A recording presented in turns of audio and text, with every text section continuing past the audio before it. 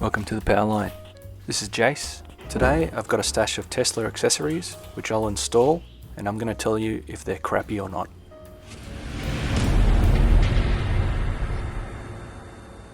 So I've bought a bunch of accessories which I'm going to install and review for you today. Check out the chapters to skip to the products you're interested in. The first I have is a hook for shopping that goes in the boot. So just inside the boot to the top right, there's a screw that you just screw it onto. So I'm going to test out a couple of bags on this hook now. The first bag is a medium-sized bag and it's got a little bit of a length to it. It's not that big, it can fit a laptop.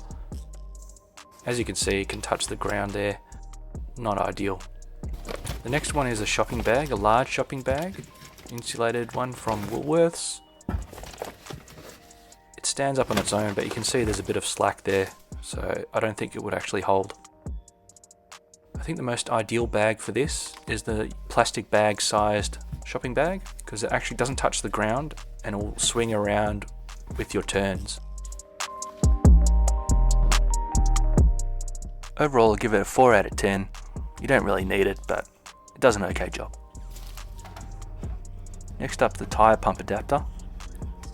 So this was an accessory that I just randomly got. I think it was around 10 bucks, because apparently the pumps at the petrol stations can scratch up your hubcaps. So I really wanted an adapter just so that didn't happen. I did struggle a bit getting it connected,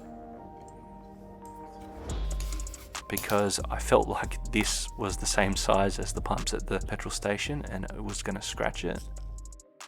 You see, I'm using my portable pump here, used for top-ups. I connected it directly instead, and this is probably the way I'm going to go forward. I'll chuck the link to the product in the description below so that you guys can check it out.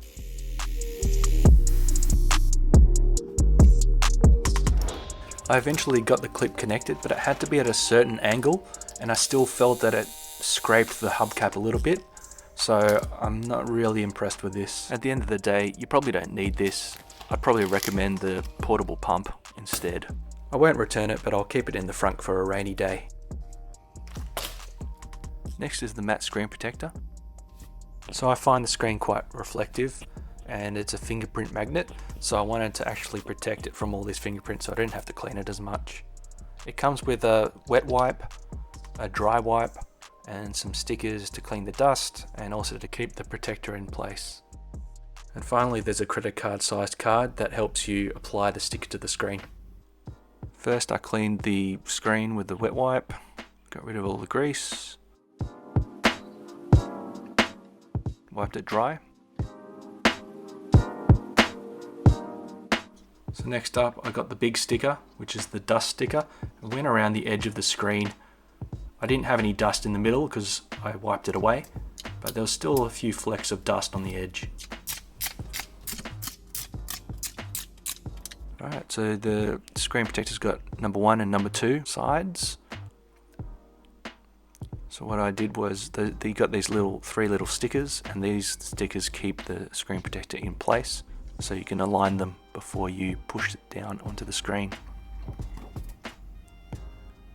So you'll notice that number 1 is actually facing down, number 2 is towards you.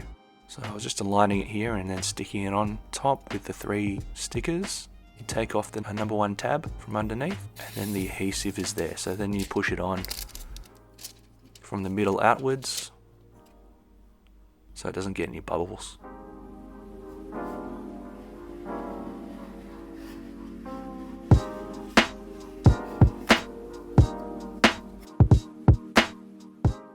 After that, peel number 2 off and you'll see the matte screen protector revealed.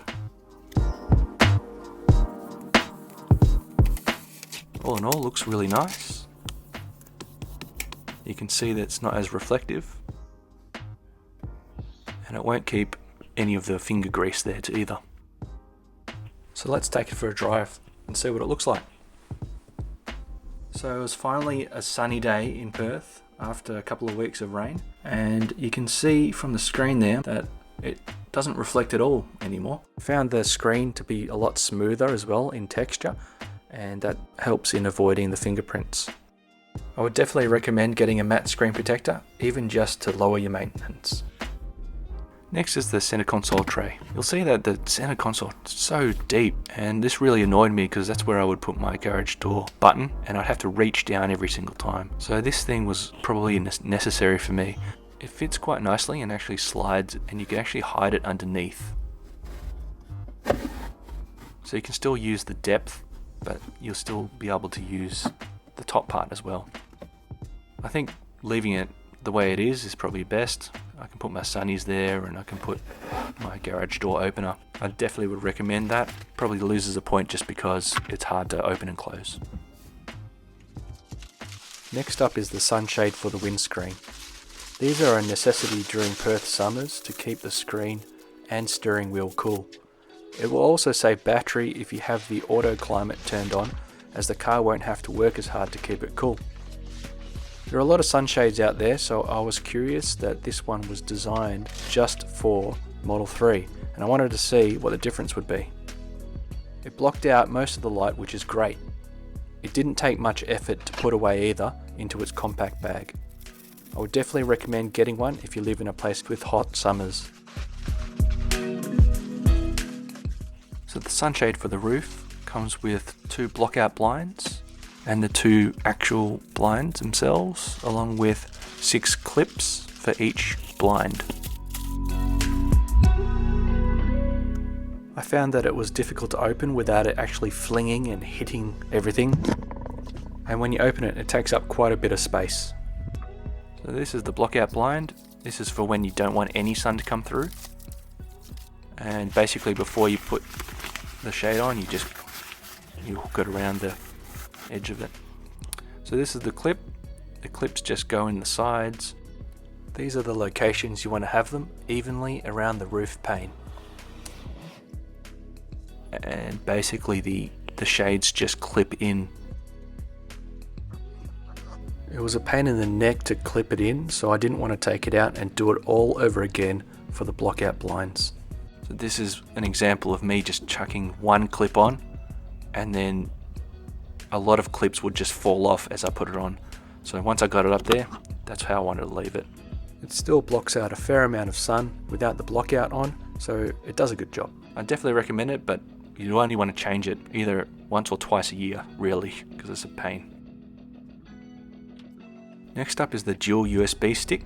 So I got this because I was taking the USB out to get the TeslaCam, but I noticed that my laptop or phone is all USB-C, so it was a bit difficult to get the footage off if I just wanted to get something interesting off it. I had to bring it all the way inside, plug into my computer, and etc. But this one's got USB-A and C. It's relatively the same amount of size as the Tesla one, and it's double the storage, so I can get more footage stored on it. So I'm just going to plug it in and get it ready to store TeslaCam footage. Firstly, you have to format it. So once it's in, you go to Safety and click on Format USB drive, and it's pretty quick, a couple of seconds.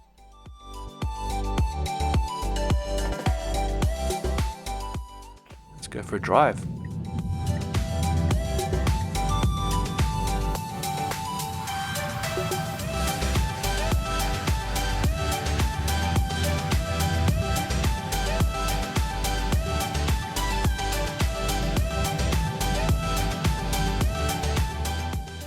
So it's easy to flip to the USB-C side, and if you have an Android phone, it's as simple as plugging it directly into your phone. Click on the USB storage option that pops up, and your TeslaCam folder will show up with all your videos ready to play and download directly to your phone. This is handy if you see someone in a crash and want to instantly share the footage as a witness, or if you just can't wait to get home to send some bad driving you've witnessed to your mates.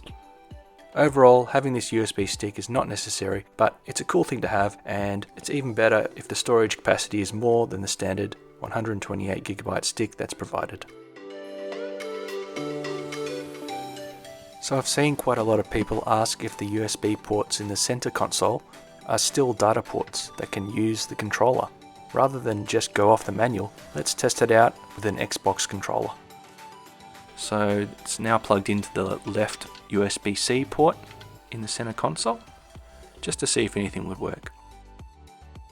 And nothing really responded at all, so I went into the next one just to be sure that it wasn't the port itself. Again, there was no response at all, and therefore I had to plug it into the glove box for it to work. So let's do that. So yeah, this is a good feature to have. It's great for when you're charging, but man, it's annoying that you have to plug it into the glove box. So that was my latest haul of Tesla accessories. I'll chuck the links to them in the description below. If you liked this video, please like and subscribe. If you want to see more footage of my Tesla, check out my delivery checks and ceramic coating videos. Power out.